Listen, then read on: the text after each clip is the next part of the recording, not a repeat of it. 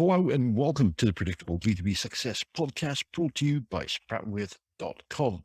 I am Vinay Koshi, and you, more importantly, are a business owner or executive who is passionate about growing your business to fulfill its true potential via empathetic content and conversations. This is why I interview founders and experts like our guest today, Yin Cheung, to uncover an aspect of how they go about doing that in their own businesses and that of others. Guest is Yin Cheung. Yin, from what I've been able to gather, you're a serial entrepreneur.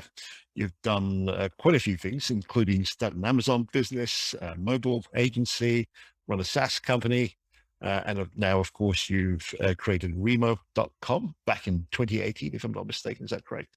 Yes, 2018, that's correct. Yeah, okay, excellent. But you've also gained quite a bit of experience building remote teams and working with Fortune 100 companies like Nike, Best Buy, SunGard, Cardinal Health, a few examples there. But Remo has probably been one of your most stellar creations in that you've grown quite rapidly. You've got something like over 100 employees in over 25 countries. And it's, if I could describe it for listeners, this is almost like a next generation video first virtual space for event organizers and distributed teams. Would that be a fair summary? Yeah, right now we're really focused on virtual events. Before we were a virtual office, and I could definitely love to talk about like how we pivoted and how we went through that whole transformation. But right now our focus is to be an immersive virtual events platform that is video first. It's all about high intent engagement. People can customize their map where people can jump from one table to the next. When you talk about networking and that sort of hallway experience of meeting people in the hallway and talking to them, we have successfully mimicked that experience online. And that's what we're mostly known for, but we create virtual events, doing the webinar section and networking section all together to create that comprehensive experience. Sure. I'd love for you to take us back to that time where you realized that you really needed to start Remo.com. Can you describe for us where you were and how you came to that decision? Yeah. So back in the day, I was doing my previous company, which was like a social media SaaS company. And I remember really clearly that back in 2016, 2017, I already started to see a lot of the challenges that social media is having today, the polarization, the people hanging around in their own bubbles, and just the level of which people were not really treating each other in a very human way. And I felt that social media is not that human at all. And I wanted to strive for something that created authentic connection. And an authentic conversation can only be achieved, at least with the technology we have today, through video. And video wasn't something that everyone was really used to. Like Zoom was just this still a fringe thing back in the day. And so it was at that point, I was already running a fully remote team. And there was this one point where I lost a few team members because I wasn't able to connect with them frequently enough. I was using chat most of the time. And that made me feel like I needed to create something that creates authentic conversations that drive meaningful relationships online. And that's when I felt that the feeling of the presence of someone is so important. There's a famous 70% of communication is body language. It's only 30 to 40% is actually the words that you say. And so from that, I felt we need to amplify a lot of the other things that have been lacking. And so that's when Remo started, where we created this map and people can see each other through circles and move around. And so we started our journey with that back in 2018 and trying to create virtual environments where I can see and work with each other. And that was the beginning when we first started as a virtual office. Okay, brilliant. When you started, the intent was to build authentic relationships or experiences with your teams or with others. Is that pretty much the original? Yeah, that's right.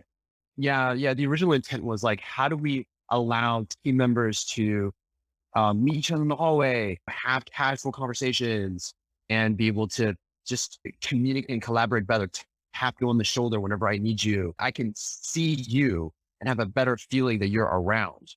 And versus not seeing you and having no idea where you are, or you're just a small little line of your name on Slack, Mhm. which it's great, it's good, nothing wrong with it, but it lacks that extra human aspect to it. And we're trying to overcome. Certainly. And would you say the original purpose of Remo has changed somewhat, given all that's happened in the intervening period of time? Yeah, the journey for us was that I started selling Remo as a virtual office in January of 2019. And I did all the things that the typical startup the startup gurus would tell you. They would say, "Oh, talk to the customer, go validate." I did that. I interviewed like 35 like CEOs about remote work specifically. I confirmed that I built it, but then still they didn't. So I was extremely bummed. It was really difficult to sell to companies that were already remote. And I can go through detail about why at some point. And there weren't that many companies that were trying to be remote back in January 2019. And so in efforts to try to find product market fit and try to find a channel, we partnered with a virtual summit. Back then, virtual events were called virtual summits. And we partnered with one of them and said, "Hey, why don't we do a online conference with three, and I'll customize the map for you. People can, log in and move from one table to the next." And it was a virtual conference about remote work. So we're like, perfect. We'll use this as a way to reach our virtual, fully remote team customer base. We did the event. We had like about 10,000 people go through the event. It was across 3 days. It was an amazing event. At the event, nobody bought a single virtual office, or it's not a single person, but everyone came to me and was like, "Hey, can I organize a virtual event on Remo?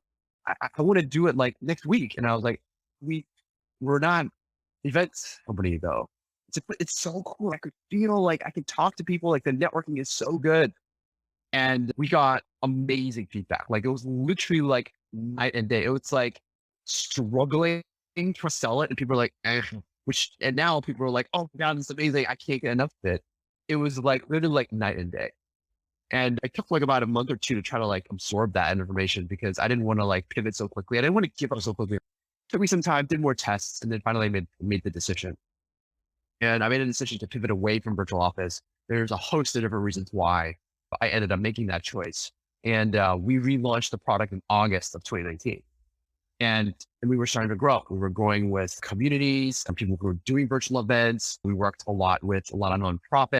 I went on podcasts, and then we were just growing month to month right before the pandemic at around 15% a month. Wow. Excellent. And in this journey, what would you say, if you would look back on it, is your personal area of strength? So my personal strength is I really think marketing is definitely one of my strengths. Figuring out how to market something, figuring out how to gain a ability to get in front, like growth hacking is what I like to do. That's how I started actually, was growth hacking. I mean, I growth hacked a lot of the startups that I was before. I was doing 4 of my projects before. That's definitely my ability to just figure out a way to very cheaply get in front of customers is typically like my strength. What would you say that area of strength is something that businesses don't know, but should? I think it's definitely important. A lot of people, most of the time, are idea people when they're like doing businesses or entrepreneurship or startups. And then a lot of times they are very good at product and content, but then they're not very good at selling or getting to go to markets. And I think there's two halves of it. I think typically like product focused companies, their marketing might not be as good when you're trying to innovate and become a product focused company. And then which is what we are. And I guess in my case, very lucky in the way how things turned out is that I can saddle between both product and growth. And that's what you need because having a good product isn't necessarily good enough. Like you need to have really good sales channels, distribution channels, growth marketing channels to really edge out against everyone else. Yeah, having a good product is good, but I think it may not be good enough especially if you're in a highly competitive space or you're in a space where, because any space that's good, that where people can be made or money can be made, the TAM is big, that it just attracts people to go in and money as well, entrepreneurs as well. So virtual events is a prime example. There's 150 virtual event platforms. And so it's just people just really just come in. And you need to do a good job in segmenting, go to market, all that kind of stuff to differentiate. One of the things that have happened since COVID has been that virtual events have become more of a mainstream thing, and people are now talking about hybrid events. Virtual events being really an event that's conducted entirely remotely, but hybrid events, how would you define it? So there's two sort of prevailing definitions Right. of what a hybrid event is, more of like sub definitions. I'm going to come up with some of my own terms. I don't know what other people are calling it, but there's two terms. One is called sequential hybrid, and one's called parallel hybrid. Sequential hybrid means you will do a physical event, and then maybe a few weeks later you do a virtual event, and then after that you do a physical. It could be the same day. It doesn't have a few weeks, but there's two separate events for two different purposes. So physical is for your more local, maybe it's a big conference. Virtual is probably more frequent. It's also for different audience. Mhm. It's for people who don't want to travel, don't have time, and you get potentially more reach, different purpose, right? Parallel hybrid is you have a physical event and a virtual event running side by side. And it's that parallel also has different levels of complexity. The most simplest being, a physical event, you just stream it out. That's like the most basic thing. To me, that's is not really, it is technically hybrid, but it's a very simple hybrid.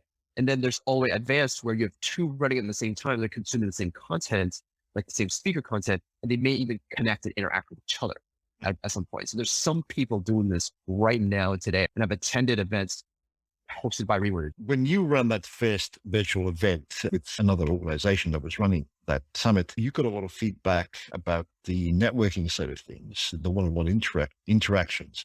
Now, that's something that virtual summits and events have long since lacked, but you've been able to overcome that. Would you say that people are almost desirous of those one-on-one relationships? Because, and is that something that people have instinctively looked for, even in in-person events? So I don't know if about 60% of people who go to physical events go there for the networking. Yeah. It's only like 20, 30% that actually listen or talk, go there just for the talk, right? And that's like their soul. That's like their major purpose. So for physical events, absolutely. People are there to meet others, to understand what the industry is going, to find collaborators, to find sales, to find partners, to just talk to people. In my opinion, like content used to be king. I think the new king is interaction. It's all about interaction. And so what we have basically figured out is we have this rule, which is called the 10-30-10 rule. Sorry, it's 15-30-15. So it's 15 minutes of networking, 30 minutes of webinar. Actually, it's 20 minutes of webinar, 10 minutes of Q&A, followed 15 minutes. Because the content should be as short and small and succinct as possible. And it's only there to set the context for the networking. Right. That's really what things should, that's what we do at Remo.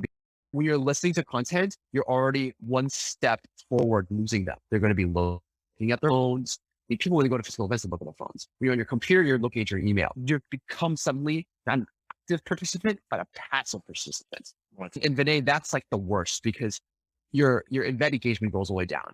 But with networking, you're highly engaged. Like you're required to turn on your mic and cam.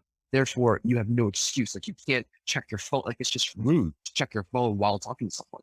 We've been able to mimic that kind of human behavior and be able to transfer a lot of that human sort of etiquette that's expected of you online successfully. So with this idea of keeping content as short as possible, are you always saying that the topic or the content is a bit of a bait or a teaser, if you will, to get people into the actual event?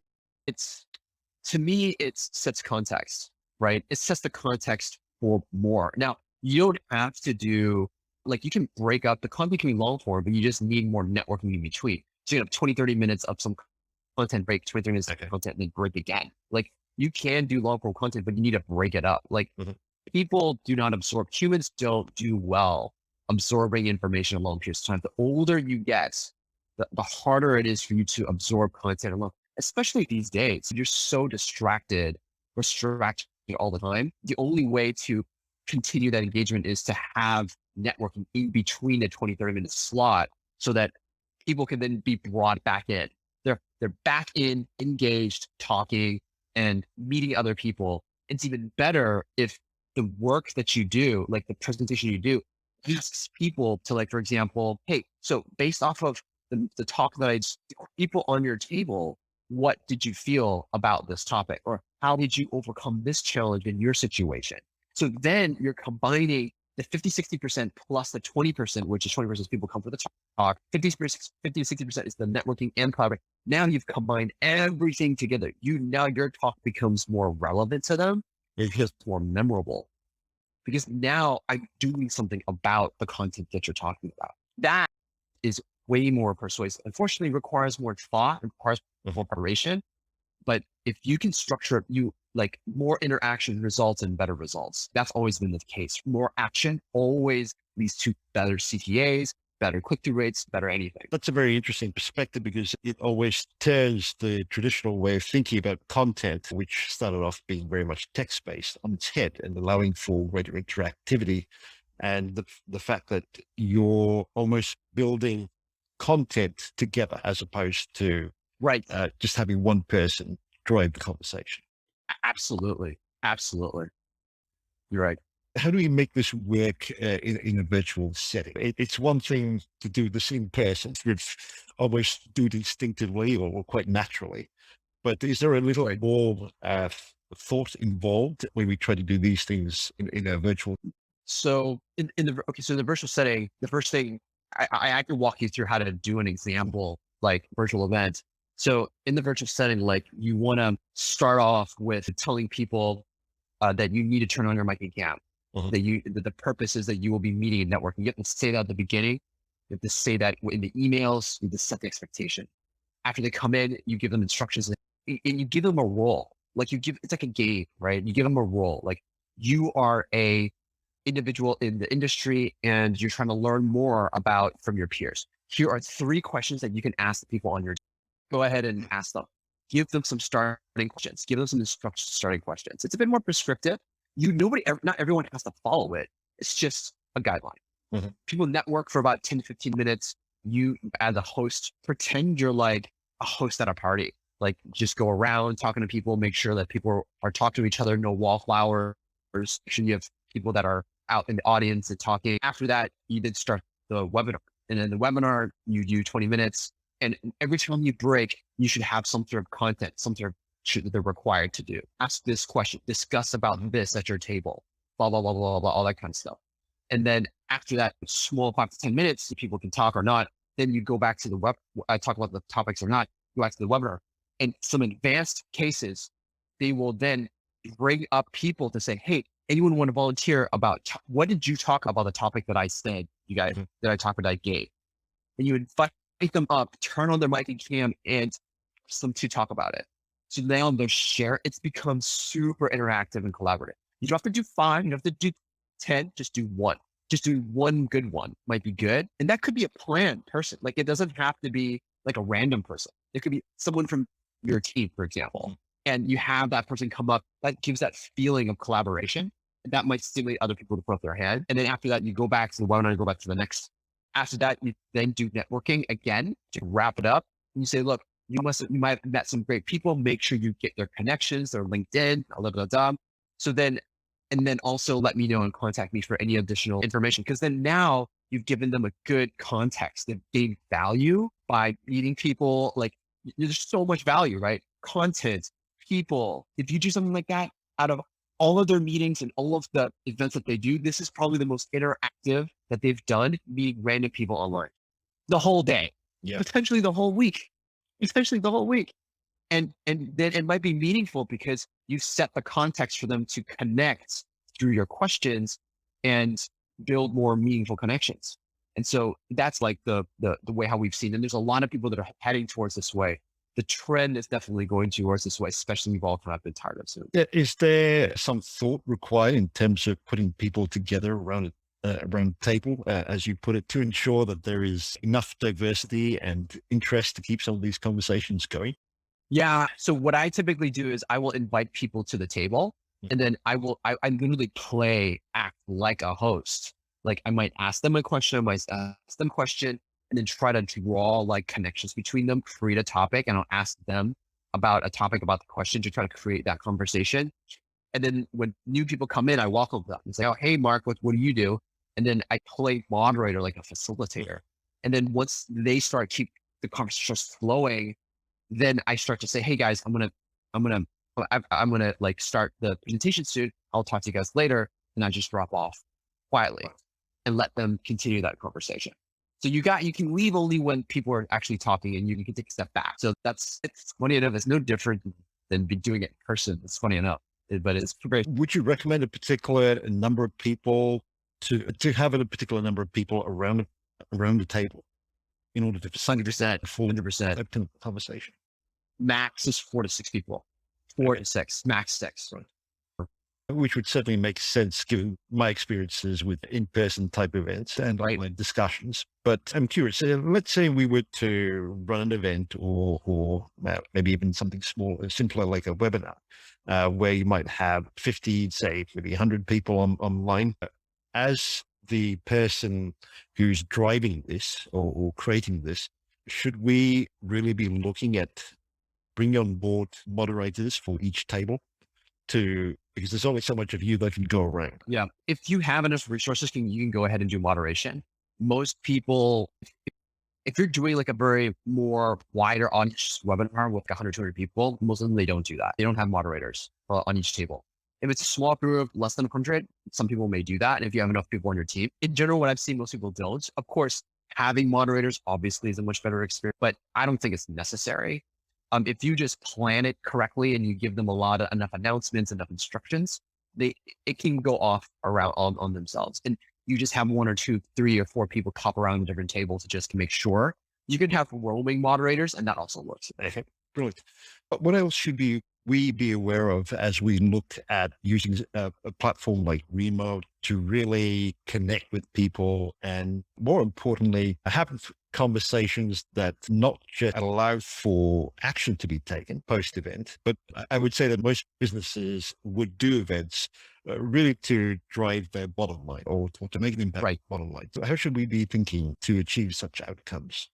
Yeah. The great thing about virtual events is it can be used upon every single part of it. Events can be used at the top of the funnel to attract them on a topic. It can be used driving middle of the funnel for product demos and bottom of the funnel for sales calls. And so you can drive the entire funnel that way. What's most important is that when you drive businesses, you're creating content. If you think about like SEO, like textual content, that is so saturated right now. Everyone's doing that. The only next level of content that is very difficult to reproduce and actually provides much more of a human touch to it is this sort of virtual events that's highly interactive, because then you're creating an experience. Mm-hmm.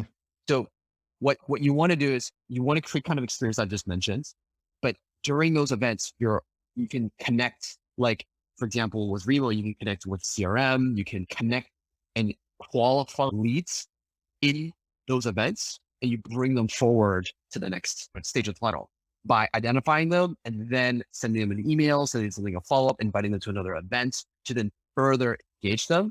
Now you're starting to have a personal relationship because you've already met them and you're meeting them. And so those goes from MQLs, you drive them forward until now you've seen them a few times at the events, then you can start to convert them into SQLs. Or at those events, the CTAs are sign up for a trial, download an ebook. So you can have sponsor banners in our platform that are basically like these ads that you click on that leads to other actions.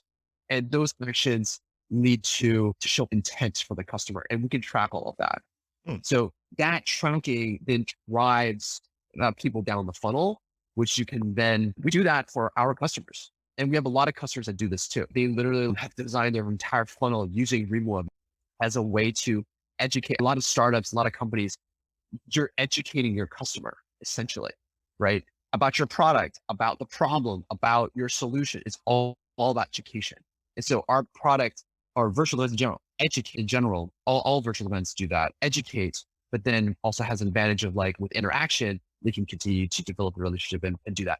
If you go to another SaaS or whatever startup that just does a marketing webinar, it's like super limited interaction. Yeah, I can answer my question through the Q&A. I can hear him. Like, that's pretty much it. So that's pretty much it. But now you can add that extra layer of human interaction that's scalable. Mm-hmm. that can drive leads. And we've shown, and we have basically that is like one of our main use cases. When you say you can essentially qualify leads through an event, is that through the interest they're showing around particular topics? I'm thinking about this quite separately from the CTAs that you talked about, or is it the kind of queries that from some of the interactions, and then you assign a score to those particular individuals? Yeah. Right now, what you can do is you can track. So right now you can track, for example, who asked the question. You can track how long they've been in the space. You can track how many conversations that they're having, the length of those conversations, how many people they're talking to. You can also track like who, for example, which salesperson they talk to. Mhm. All those things, when you combine, just show intent, just show engagement. And you can take that information and qualify them further. Now, in terms of putting together an event that may run for some time during a day or perhaps over a couple of a few days, should we be conscious of the length of each of these sessions and the number of sessions that you could have in a day? Yeah. So I definitely wouldn't have more than one unless you have the leads to support it. If you have enough for the audience and leads to support, sure, multiple times a day. Otherwise, I wouldn't do that. I would just do it at the level that you're comfortable with, me once a week or twice a week or something like that. And then the second question was length. So in terms of length of time, typically like we say it's about an hour to an hour and a half, but it's typically like about an hour. But what happens is people always stay. So at our virtual events, people stay beyond the hour. And that's what you want. So for Remo events, we are always kicking people out at the end because people want to stay and continue to network. And that's a good sign because then you can then see what their engagement is like. And for the people that are really passionate about or really interested, but typically an hour and a half. So, how do you create some of these networking experiences that we would experience going to a real live event where usually networking's held down at the bar at a hotel? There's drinks and things available, as well as certainly the conversation. Do you think it'd be a good idea if I share my screen? I know you a podcast version, but Yep. I can, maybe you can, you can take a screenshot afterwards and Share the video as well. No worries. okay, let me go through it right now. Just give me a second.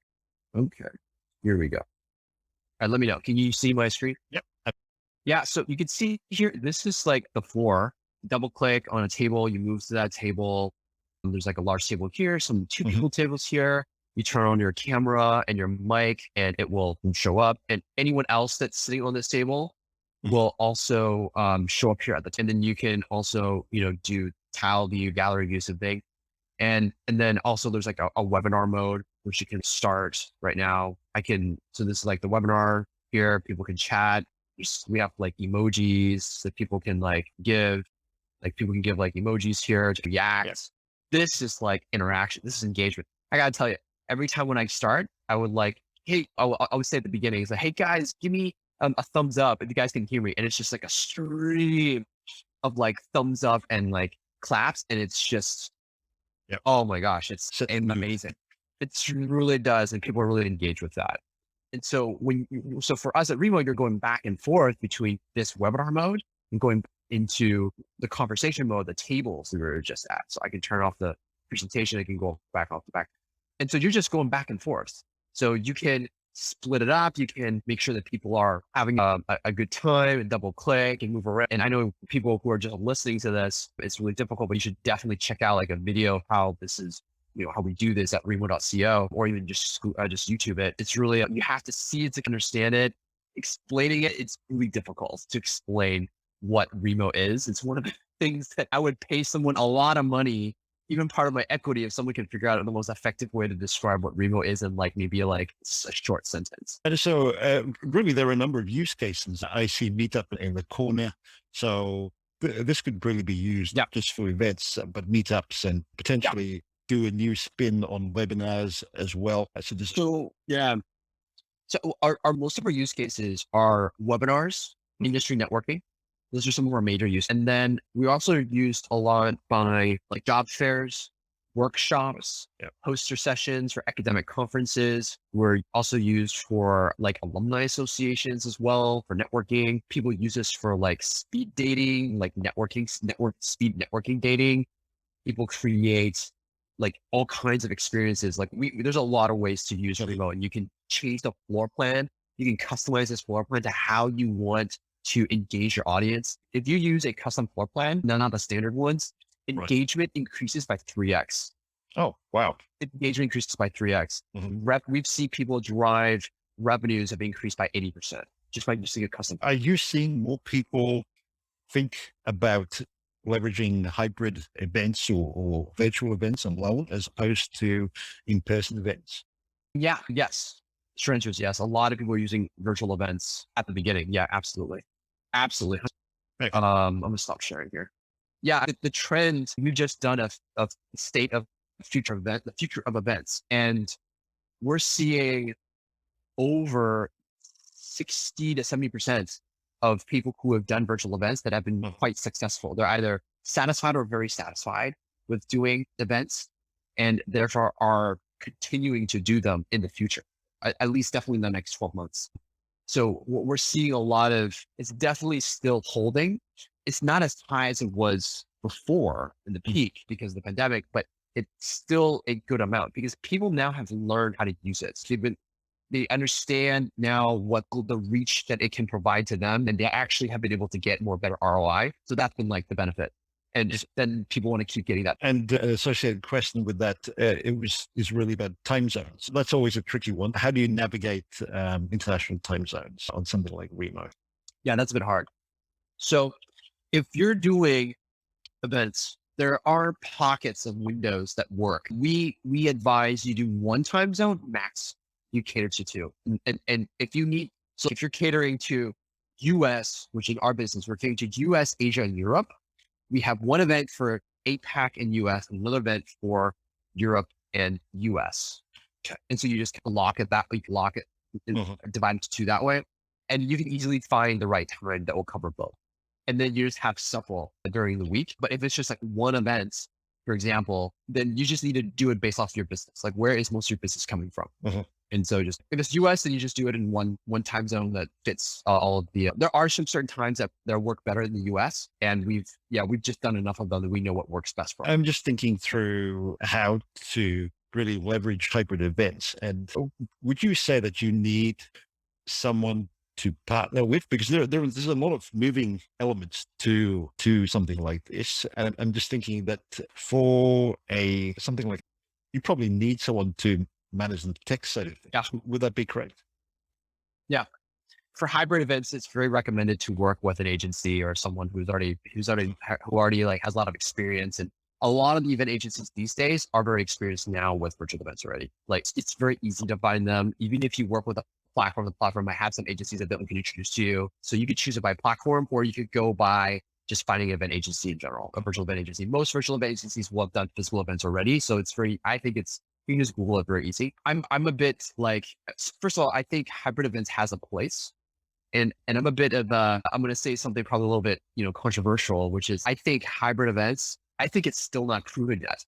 I'm in the event, but I'm not sure, even as an event industry, I think it's still too early to say whether hybrid events is, really this big thing. And the reason is because, first of all, it's just too early. And second of all, like a lot of the customers we've been talking to, a lot of people are doing it, is that when you run a hybrid event, you essentially need 1.5 to 2x the number of people to manage it, because you have hybrid, and a hybrid event is actually you're running two events at the same. It's like you have one event, but you have two halls.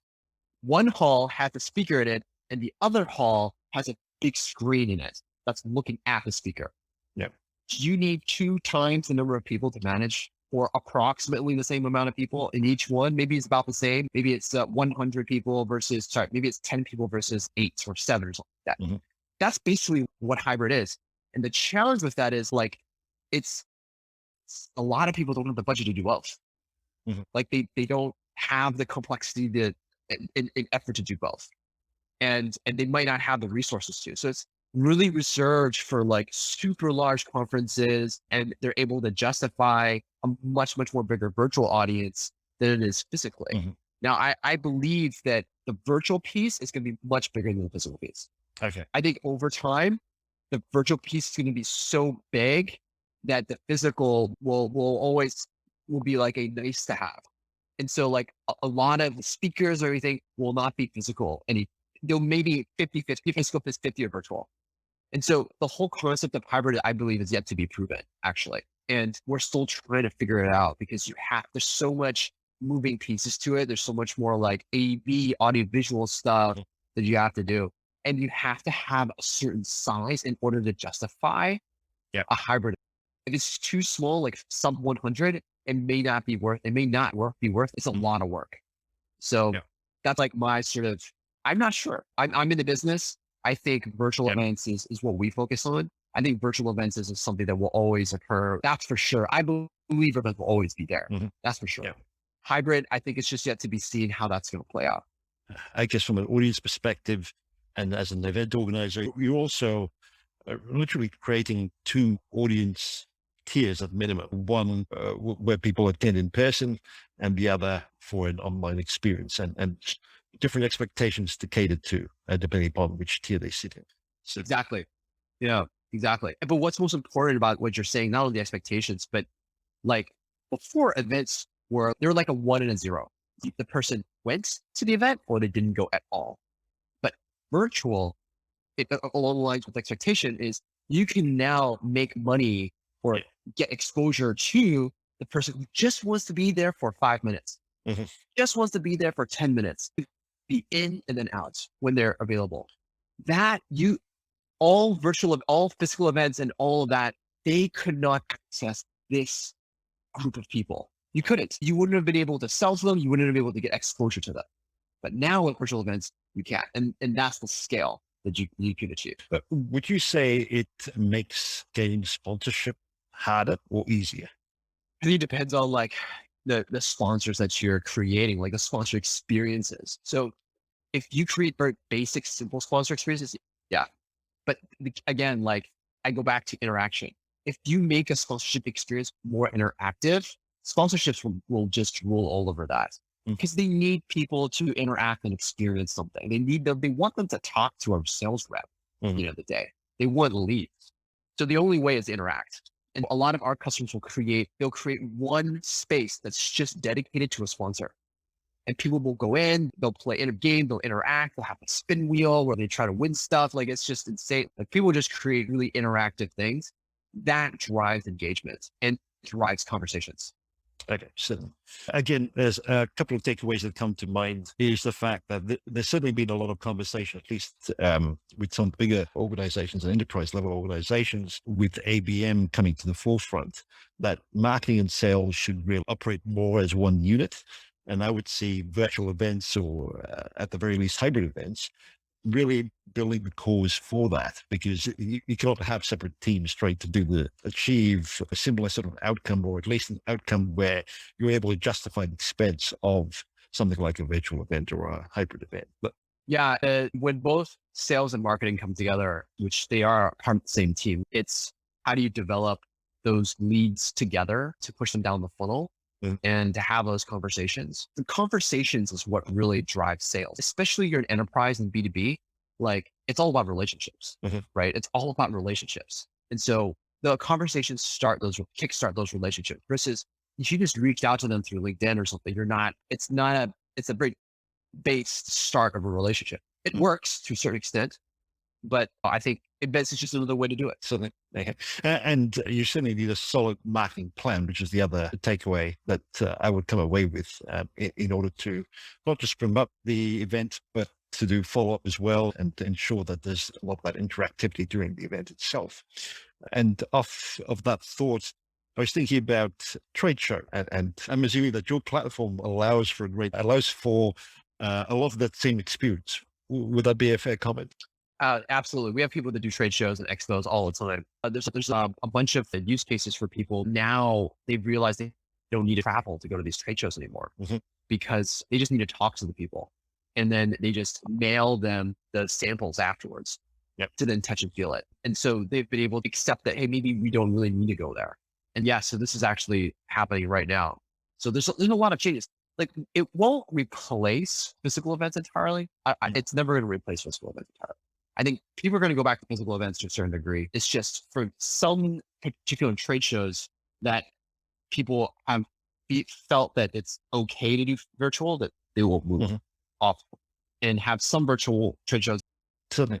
I was just thinking that even something like a traditional car show, for example, could really be, you could almost put a spin on that. And you could have videos about your prototypes and things of that nature, but also have a sign-up sheet for, say, a test drive, which usually would be done in person, but could now be very much a personalized experience for a particular customer, and have some very personalized conversations as well about around their specific needs, which wouldn't necessarily happen in a traditional trade show type environment. There's some very interesting nuances there. But for something like a cybersecurity enterprise level cybersecurity software program, again, the same principles would apply. And there are, as you would say, more opportunities to leverage the virtual side of things as opposed to necessarily going with the hybrid. I'm 100%, absolutely. Okay, brilliant. Are there other aspects of hybrid events or virtual events that we should keep in mind? I know we've covered a fair bit of ground, but are there elements that you feel are important and perhaps most people aren't thinking of that we should highlight? Or... I think for virtual events is something where, if you've never put up a virtual event before, it's good to work with some has. You can definitely learn it yourself. We have a lot of materials on our website to share and teach you about how to do virtual events for people who've never done before. I think it's important to start. Okay. Very important to start small. Don't assume that you've hosted a lot of physical events that you'd be successful in your first virtual. Mm-hmm. I'm not saying that you won't, you could be, but it's always better to start small. Don't be too ambitious on the first one. Start small, do something small, like for 50 people. Just start off just to get the feel for it. Start small, number one. Number two is make it simple. You could just have very simple networking and then webinar, and then that's it. And you don't need anything too complicated. Don't make the agenda too complicated at the beginning. And then you can make it more increasingly complex as time goes on to fit your needs. And then three is at the end of the day, you want to create experiences for individuals. And that experience can be created by networking, or it can be created by the content you're delivering, or it could be like the whole, like you walking around and giving everyone matching people, giving everyone a good experience.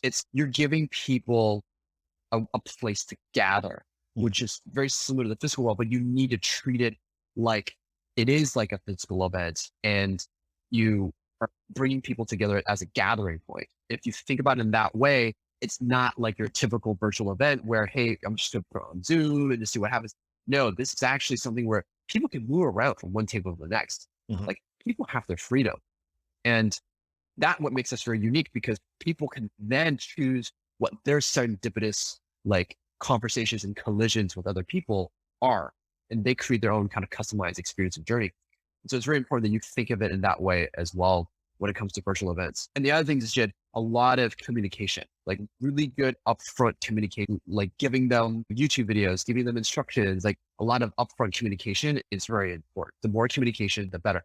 Not all of them may read it. Not all of them might do it, but creating that content as a first step allows people to refer to it and look through it, get the better expectation set of what they should expect. Mm-hmm. Certainly.